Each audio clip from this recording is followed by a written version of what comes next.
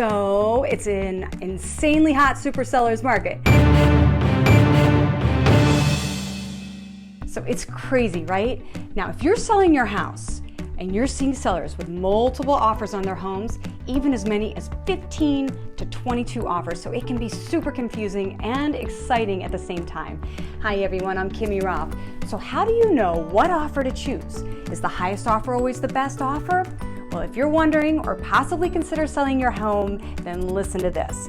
Many sellers think that the highest offer is always the one that they should take. Well, the highest offer doesn't always mean that it's the best offer, and let me explain why.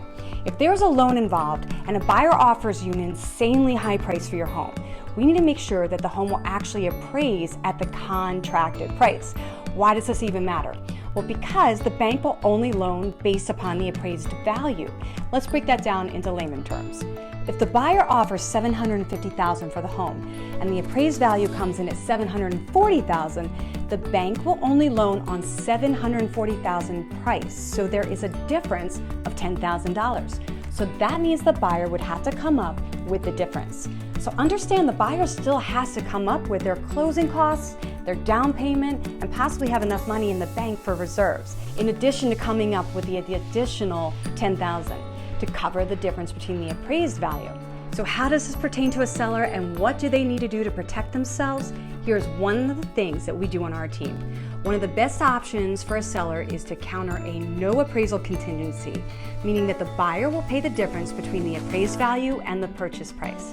When doing this, make sure number one, they have the ability to pay the difference.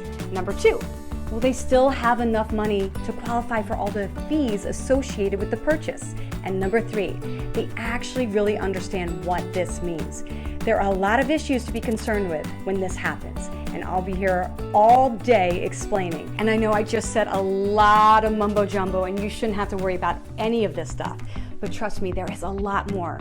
So to find out when you're selling, how to make sure you end up with the most amount of money when you're selling your home and that the buyer mutually had agreed upon, reach out and we will do all the negotiating for you and make sure it is clean and easy. And stay tuned for more tips and making sure you get the most money when you're looking to sell.